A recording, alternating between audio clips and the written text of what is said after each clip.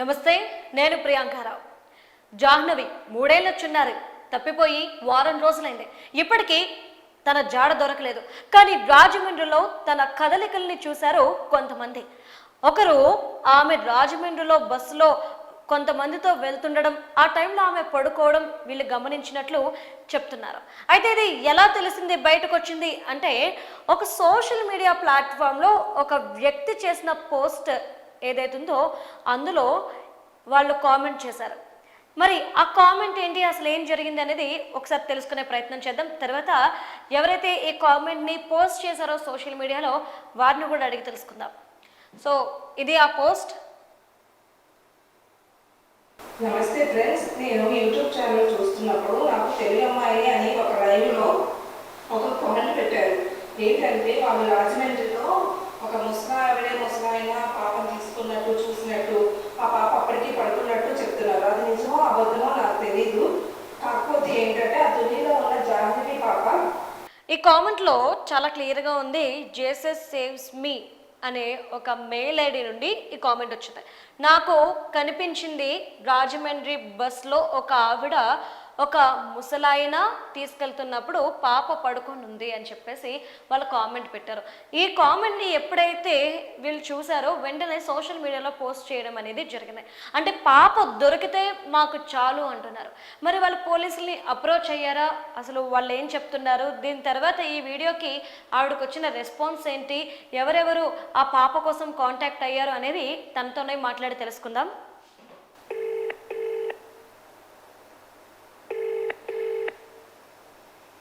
Hello, నమస్తే అండి. నమస్తే మేడం, చెప్పండి. మీ పేరు? నా పేరు గుంటూరు దీప్తి అండి. దీప్తి గారు, నేను మీ సోషల్ మీడియాలో పెట్టిన పోస్ట్ని చూసాము. అసలు ఆ పోస్ట్ మీ కంట ఎలా పడింది? మీరు ఈ వీడియో అప్లోడ్ చేసిన తర్వాత ఎవరైనా మిమ్మల్ని అప్రోచ్ అవ్వడం పాప కోసం ఏమైనా జరిగిందా? ఎస్ మేడం, యాక్చువల్లీ మేము పాప గురించి వీడియోస్ చూస్తున్నాం మేడం, ముందు నుంచి ఫాలో అవుతున్నాం. పాప దొరకాలి, పాప ఎలాగైనా అని. సో మేము ఆల్రెడీ యూట్యూబ్ ఛానల్ కొత్తగా ఓపెన్ చేసాం కదా, మా వీడియో కోసం చూసేటప్పటికి ఇలాంటిది పాపకు సంబంధించిన ఒక వీడియో వచ్చింది మ్యామ్.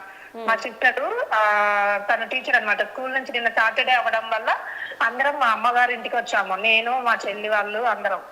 సో మా చెల్లి చూస్తూ తెలుగు అమ్మాయి లైవ్ ఛానల్ అని ఒకటి ఓపెన్ చేసింది. పాప గురించి ఎవరో ఇలా బస్ లో కనబడిందని పెట్టారక్క అనింది. నేను చూసేటప్పటికి అందులో ఉంది ఒక ఆమె ఒక ముసలాయన పాపను తీసుకుని వెళ్ళడం నేను బస్ లో చూసాను, అప్పటికే పాప నిద్రపోయింది అని కామెంట్ చూసాం మేడం. అది లైవ్ కదా. సో మా మదర్ అన్నారు, ఇలా లైవ్ వాళ్ళు ఇలాగా పాపను వెతికే దాంట్లో ఉంటారు కానీ ఇలాగ మెసేజ్లు చూడరు కదమ్మా, ఇది వీడియో తీసి పెడితే కనీసం మీ వీడియో చూసి పోలీసుల వాళ్ళకి తెలిసి ఎంక్వైరీ చేస్తారా అన్నారు. సో బాగుంది కదా, పాప దొరికితే చాలు అనుకుని మేము ఏం చేసామంటే, మేము ఏదైతే చూసామో ఆ తెలుగు అమ్మాయి అన్న ఛానల్ యూట్యూబ్ లో అది మొత్తం రికార్డ్ చేసుకున్నాం మేడం. రికార్డ్ చేసుకుని ఆ కమెంట్ ఎవరైతే పెట్టారో ఆ కమెంట్ కూడా కనబడేలాగా రికార్డ్ చేసుకుని నేను అది పోస్ట్ చేశాను మేడం ఇన్స్టాగ్రామ్ లో. ఎందుకంటే అవును మేడం, ఎందుకంటే ఆ పాప కనబడని రోజు వాళ్ళు చూస్తుంటారు బస్ లో, వాళ్ళకి పాప కిడ్నాప్ అన్న సంగతి ఆ రోజు తెలియకపోవచ్చు. ఇప్పుడు మీడియా ద్వారా పాప కనిపించట్లేదు, 8 రోజులు అయింది, ఇలా 3 రోజులు అయింది సంథింగ్ అలా చూసినప్పుడు ఇంకా ఓకే ఆ రోజు చూసింది మనం పాపనే కదా అని కమెంట్ పెట్టుండొచ్చు. అది నిజమో అబద్ధమో తెలియదు మేడం. ఒకవేళ పోలీసు అధికారులు చూస్తే గనక పాప దొరికే అవకాశం ఉంటుంది, మా వంతు సాయం చేసినట్టు ఉంటుందని మేము అలా పెట్టడం జరిగింది మేడం. ఓకే, ఈ వీడియో అప్లోడ్ చేసిన తర్వాత పాప కోసం మిమ్మల్ని ఎవరినైనా అప్రోచ్ అయ్యారా? లేదు మేడం, చాలా మంది పోలీసులకు చెప్పొచ్చు కదా, ఇదంటే కొందరేమో ఛానల్ కి ఇవ్వండి ఇలాంటివి వచ్చాయి మేడం. కొందరైతే వాళ్ళ డాడీ నెంబర్ కి నేను మీ వీడియోని నేను ఫార్వర్డ్ చేశానండి అని కొంతమంది పెట్టారు మేడం. ఇంకొందరేమో ఏమంటే పోలీసులకి నేను ఆల్రెడీ ఇన్ఫార్మ్ చేశాను, వాళ్ళు ఇన్వెస్టిగేషన్ చేస్తామన్నారు. Okay, right. Thank you Deepti. Okay madam, thank you madam. అంటే ఎవరైతే ఈ కామెంట్ని పోస్ట్ చేశారో తన సోషల్ మీడియా వేదికగా ఈ వీళ్ళు చూశారు అని తెలిస్తే కనీసం ఎవరికి ఉపయోగపడుతుందేమో కేసు ఇన్వెస్టిగేషన్కి అని చెప్పేసి వీళ్ళు పోస్ట్ చేయడం అనేది జరిగింది. వీళ్ళ ఉద్దేశం మంచిదే, కానీ ఇది ఈ కేసుని ఏ మలుపు తిప్పుద్ది అనేది ఇక్కడ ఒక టెన్షన్ వాతావరణం. ఎందుకు అంటే ఎవరైతే చూసారో ఇన్సిడెంట్ జరిగిన తర్వాత కామెంట్ పెట్టడం ఏంటి, నేరుగా పోలీసుల దగ్గరికి వెళ్ళి కంప్లైంట్ చేయాలి కదా అని చెప్పేసి ఒక పక్క అంటున్నారు. కానీ ఈమె చాలా క్లియర్గా చెప్తుంది, మేము పోలీసులకి చెప్పాము, ఈ కోణంలో కూడా మేము ఇన్వెస్టిగేషన్ చేస్తున్నాము, మేము చూస్తాము అని చెప్పేసి వాళ్ళు హోప్ ఇచ్చారు అని చెప్పి ఈ పిల్ల చెప్తున్న మాట. మరి ఏదేమైనా కానీ జాహ్నవి జాడ దొరకాలని చెప్పేసి అందరూ కోరుకుంటున్నారు. మరి జాహ్నవి రాజమండ్రిలోనుందా? రాజమండ్రిలో ఉంటే ఎవరు కిడ్నాప్ చేశారు? ఆ ముసలావిడ ముసలాయన ఎవరు? ఏం జరిగింది? పాపను ఎవరికైనా అమ్మేశారా? ఇలాంటి అనుమానాలు వ్యక్తమవుతున్నాయి. ఎప్పుడైతే ఈ వీడియో చూసామో, ఎప్పుడైతే కామెంట్ చూసామో, ఇది ఫేకా రియలా అనేది తేల్చుకునే సిచ్యువేషన్లో ఎవరు లేరు. చిన్న ఆధారమైనా సరే పాప దగ్గరికి మనల్ని చేరుస్తుంది అనే నమ్మకం తప్ప ఇంకా ఎవరు కూడా ఏమీ ఆలోచించట్లేదు. 7 రోజులు అయిపోయింది, పాప జాడ దొరకట్లేదు. 400 మంది పోలీసులు ఇన్వెస్టిగేషన్ చేస్తున్నారు, సెర్చింగ్ ఆపరేషన్లు ఉన్నారు. టీంలోకి ఇటు చంద్రబాబు నాయుడు గారు దిగారు, తర్వాత పవన్ కళ్యాణ్ గారు కూడా ఎప్పటికప్పుడు డిపార్ట్మెంట్కి కాల్ చేసి ఆరా తీస్తున్నారు. ఊరి గ్రామస్తులు, పోలీసులు, ఇటు గవర్నమెంట్, ఇటు కుటుంబ సభ్యులు ఇంతమంది పాప కోసం వెతుకుతున్నారు. 3 ఏళ్ల చిన్నారి జాహ్నవి కోసం. మరి జాహ్నవి రాజమండ్రిలో ఉందా? మరి అక్కడుంటే ఎవరింట్లో ఉంది?